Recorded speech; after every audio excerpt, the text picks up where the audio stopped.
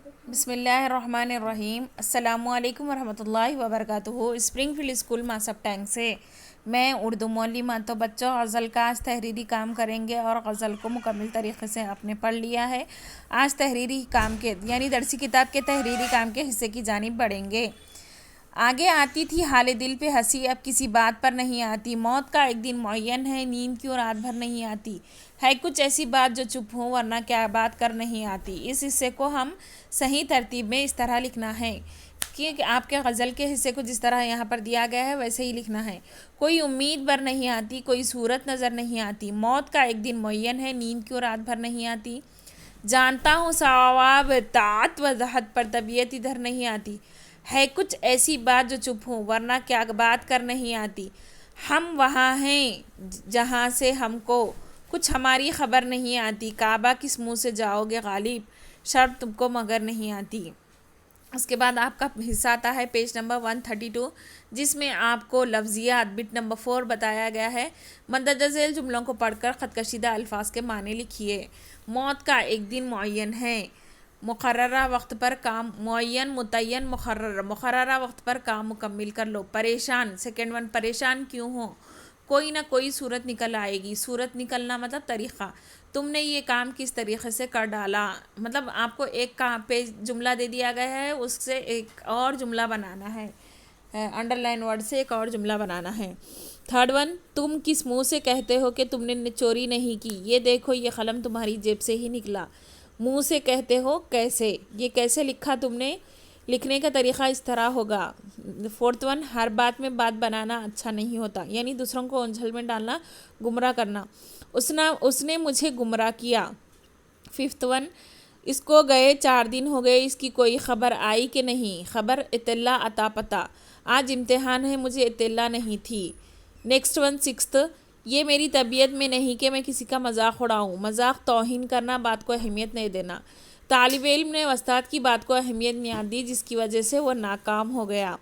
Next bit ہے حصہ بے، صورت نظر نہ آنا، وقت گزر گیا تو اب کوئی صورت نظر نہیں آ رہی ہے۔ معین، موت کا ایک دن وقت معین ہے، اس کی تیاری کر لو۔ رات بھر، آج میں رات بھر عبادت کرتا رہا۔ حال دل، اب اپنا حال دل کسے سناؤں، کوئی میرا مخلص ہی نہیں۔ طاعت و فرما برداری، اولاد کو چاہیے کہ وہ والدین کی طاعت و فرما برداری کرے۔ نیکسٹ آئے گا آپ کا یہ 133 ذیل کا پیراگراف پڑھیے اور اس پیراگراف کو لکھنے کی کوشش کیجیے۔ یہ صرف یہاں پر برائے نام دیا گیا ہے، اس کو سمجھ میں آیا تو مکمل کر لیجیے، نہیں تو نہیں۔ فورتھ بٹ غزل، لاسٹ 8th بٹ زبان شناسی، غزل کے ان الفاظ پر غور کیجیے۔ بر نظر، بھر، پر، ادھر، کر، گر، خبر، مگر، تمام الفاظ رے پر ختم ہو رہے ہیں اور یہ نہیں آتی سے پہلے استعمال ہو رہے ہیں۔ شاعری کی اصطلاح میں ہم آہنگ یا ملتے جھلتے الفاظ بر نظر، بھر کو قافیہ کہتے ہیں، اور شعر کے دوسرے مصرعے کے آخری لفظ میں بغیر کسی لفظی تبدیلی کے دہرایا جانے والا الفاظ نہیں آتی کو ردیف کہتے ہیں۔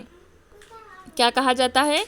قافیہ اور ردیف۔ ابن مریم ہوا کرے کوئی، میرے دکھ کی دوا کرے کوئی، کون ہے جو نہیں حاجت مند، کس کی حاجت روا کرے کوئی۔ میں نے آپ کو پہلے بھی بتایا تھا، فرسٹ لائن ہوتی ہے مصرع اولا، دوسری لائن ہوتی ہے مصرع ثانی، دونوں کو ملا کر ایک شعر بنتا ہے جس میں قافیہ ردیف کی پابندی کی جاتی ہے اردو ادب کو سمجھنے کے لیے۔ روک لو گر غلط چلے کوئی، بخش دو گر خطا کرے کوئی، نہ سنو گر برا کہے کوئی، نہ کہو گر برا کرے کوئی، جب توقع ہی اڑ گئی غالب کیوں کسی کا گلا کرے کوئی۔ اس میں آپ کو قافیہ ردیف ڈھونڈنا ہے۔ ہوا، دوا، روا، برا، گلا، قافیہ ہے ردیف کرے کوئی، مطلع ہے ابن مریم ہوا کرے کوئی، میرے دکھ کی دوا کرے کوئی، یعنی شعر کا پہلا والا حصہ جو ہوتا ہے، فرسٹ لائن جو ہوتی ہے، اس کو ہم مطلع کہتے ہیں۔ ابن مریم ہوا کرے کوئی، میرے دکھ کی دوا کرے کوئی، مقطع ہے جب توقع ہی اڑ گئی غالب، غالب کے اوپر اس طرح کا جو نشان یا علامت آپ کو لگائی جا رہی ہے، دکھائی دے رہی ہے، یہ والی لائن کو کیا کہیں گے ہم؟ مقطع کہیں گے، جس کے اوپر شاعر اپنا قلمی نام استعمال کرتا ہے وہ مقطع کہلاتا ہے۔